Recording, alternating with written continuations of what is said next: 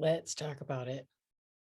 I'm Anne from Maine, and I want to share a little bit of my decades of eating disorder, disordered eating, compulsive exercise, self loathing behavior that started about when I was 10 years old for my first diet, which kind of came from a nickname my brother gave me that made me feel fat, made me feel fat.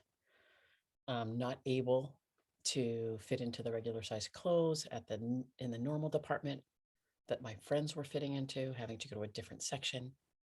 And then to seal the deal, the doctor telling my mom, you better watch what she eats because she's on the high end of the scale. You don't want her to gain any more weight, kind of solidifying the fact that I am fat. I am not right. My body is not right. I don't fit in. I have to do something about it.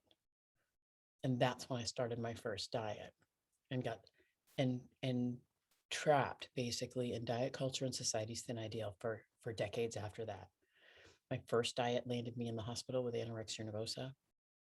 I fought for 3 years through that to get well enough to be doing some normal things in school and playing sports.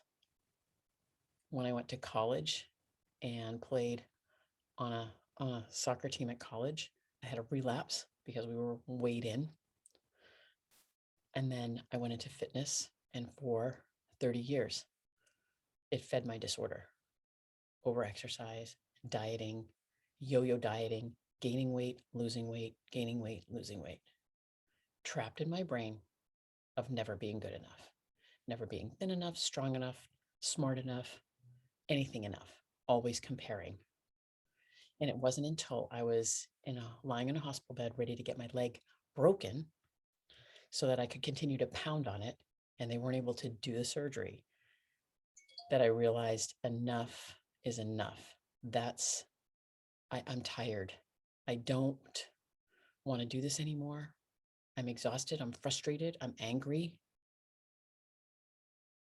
And I said, something's got to give. This isn't working.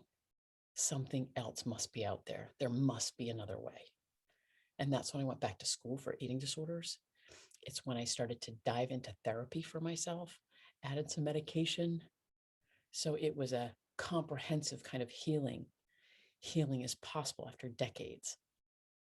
So the psychotherapy, the medication, the education, the self-development, the shifting of my perspectives about myself. I started to change the way I thought about myself. And that's what helped me turn the corner.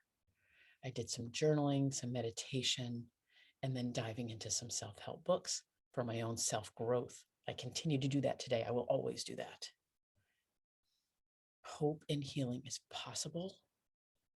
And I step into this role of society's thin ideal and diet culture must be rejected and stopped, and enough is enough, because I don't want our next generation at 10 years old feeling like they have to go on a diet, or at as teenagers feeling like they don't fit in and they have to change their body, change the way they look because of what society and what we've been taught and how we feel about ourselves. So that's my story. 40 years worth of degrading negative self-talk, poor body image, body dysmorphia, eating disorders, disordered eating behavior, all of it, compulsive exercise, wrapped up in some addiction as well, until enough was enough.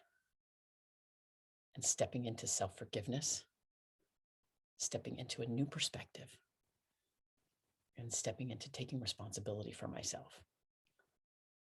So I just want you to know you are enough, regardless of your size, shape, and weight. And it's time to end this craziness. Thanks for watching.